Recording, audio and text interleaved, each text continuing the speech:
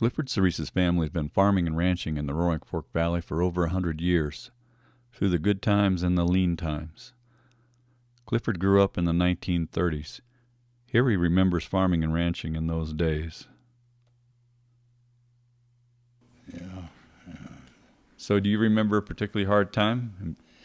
You know, I remember hearing that there was hard times, but, as a kid, yeah, we always had plenty to eat. We didn't have a lot of, we raised most of our food.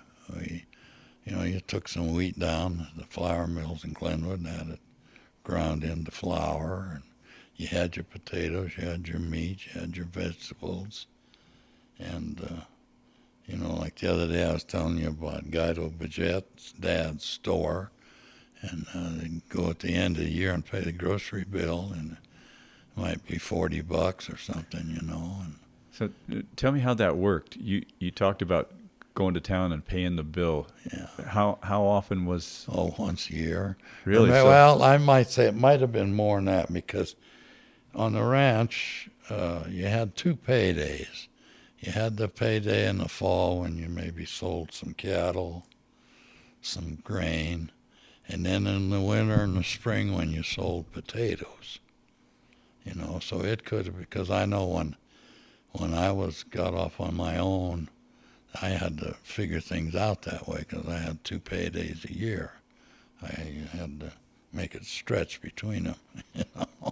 Some years that was harder than others, I suppose. Some years got a little tight, all right, but. So did your family early on raise potatoes? Oh yeah. I mean, this whole valley was. The whole valley, a lot of potatoes. Yeah, my grandfather probably. I'm sure he planted potatoes when he first came down, probably around, 1908 or something like that, And my dad, he always liked raising. He liked raising potatoes much better than taking care of cattle. So he raised them, and of course I liked the cattle. So after we got together, I was kind of more on the cattle end, and because I liked them more than the potatoes. But we done both, So. So what happened when? I mean, are there stories about when because it went bust pretty quickly, didn't it? The potato crop and the potato market. Back in those, I think the first year, I'm sure it was the first year that we owned this ranch right here where we're sitting, which was could have been 39, probably what it was, winter 39 and 40. Dad had planted quite a few potatoes, and they had a cellar down here pretty full of them, and it'd been a long time that they've just given them away. You're lucky if you could sell them. You'd sort up a carload of them and send them out, and they'd go on consignment, and they'd get to Denver or someplace, and maybe you'd get 25 cents a hundred, maybe 50 cents a hundred. That they just kind of paid you what they wanted to, but that's the way it went there for quite a few years. And then that one year that I remember as a little kid, being with Dad, and we went down to the cellar down here, and we had the inspector come in, and he looked them all over, and I remember he said something like, we had 83 or 4 or 5% were number ones. And he just measured it and figured out how many sacks was in there, and then they got some purple dye and just dumped over all of them.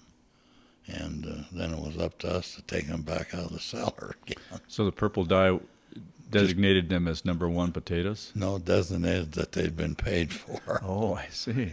That the government had paid us for them, see. So they would pay you, and then the proof was to dye them. Well, the dye was so that, so that you wouldn't sell them again to somebody, But, they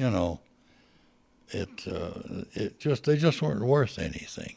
It just was not worth anything, and that was back in, that was still into the Depression years. Well, that must have made it a particularly hard time because that was that one payday. If the potatoes didn't come to scratch, then what did you do? Well, I had a few cows. You milked cows, raised hogs.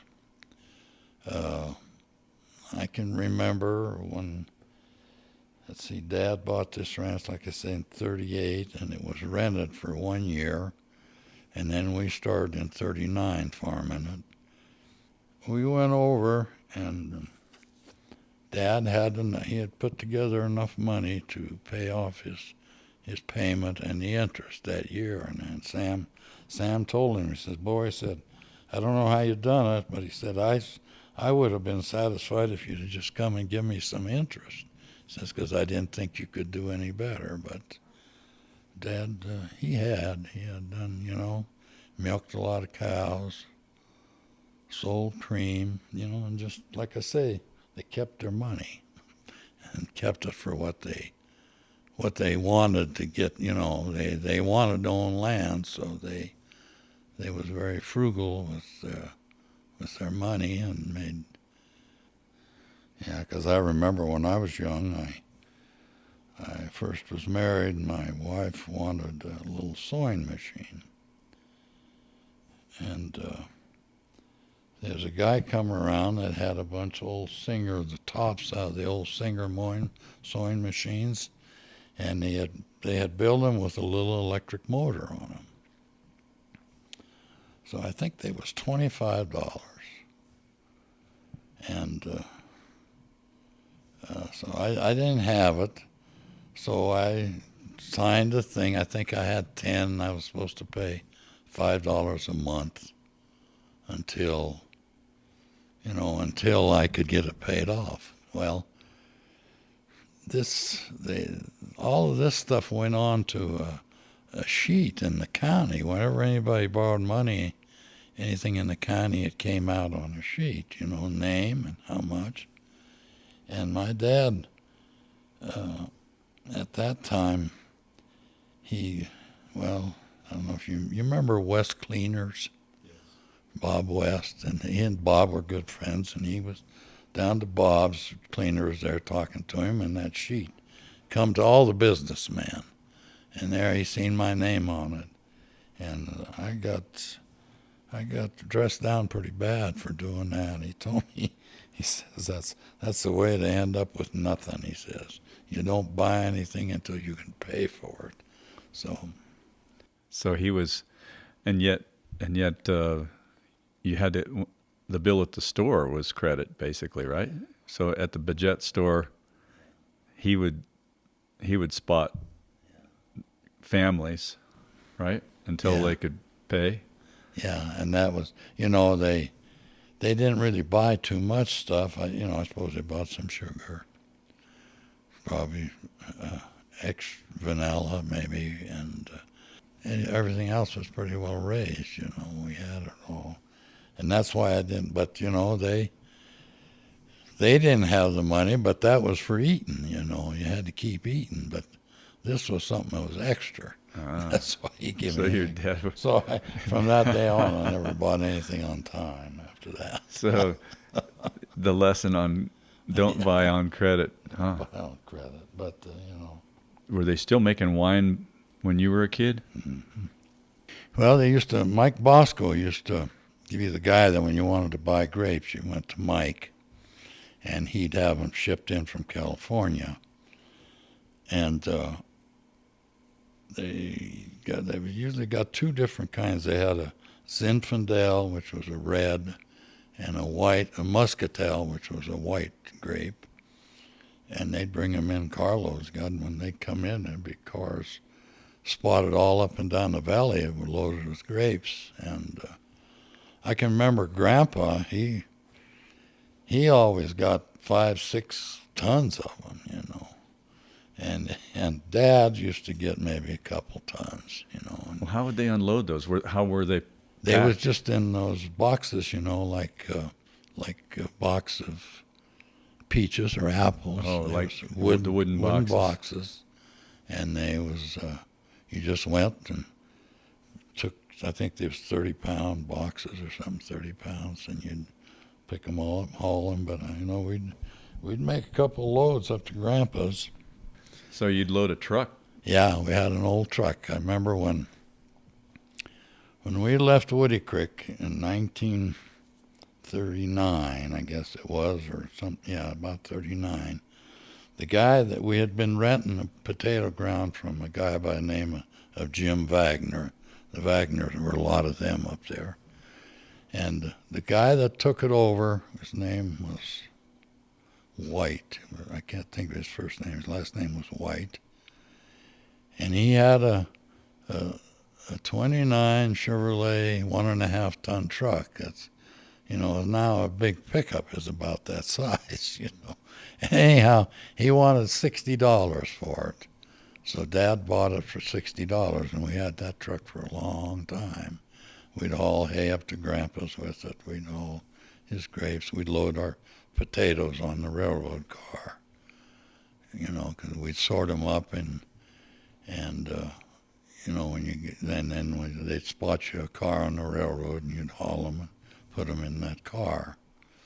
And that's what we done, and that's what we needed a truck for that. So you would haul, that would be like a storage place until it was ready. It was loaded and ready to be. Well, we'd sort them in the cellar and get them ready. Uh-huh. And in the earlier years, before the war got going, we could put 360 sacks, 100-pound sacks to a car. And then when the war got started and they was, shipping stuff all over, we had to start loading up to 500 sacks in a railroad car.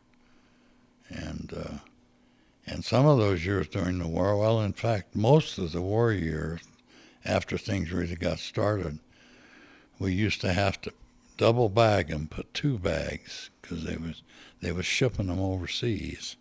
And then we'd have to sew them, double sew them, sew across and then sew it again, so that those bags would hold up shipping them overseas. Were they burlap bags? Burlap, yeah. 100-pound sacks. And so we used to, because I remember that truck, we used to put 60 sacks on it, that little truck, and that was 3 tons. And when we was loading 360, we had to make 6 trips.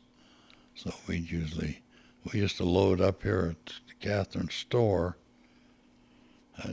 It had a different name then, but later years it was called Mulford. And then we used to load down here where the Chuck Ranch, where right, Leonis Chuck, where Leonis and Caesar, right where Caesar Chuck used to live. So for folks who are listening, it's right there by where Aspen Glen is, right? Yeah, right this end of Aspen Glen. There was a siding there, and we used to load potatoes there too. The 2 places. That's the end of part 1 of Clifford Cerise's story. Part 2 is also available on this website.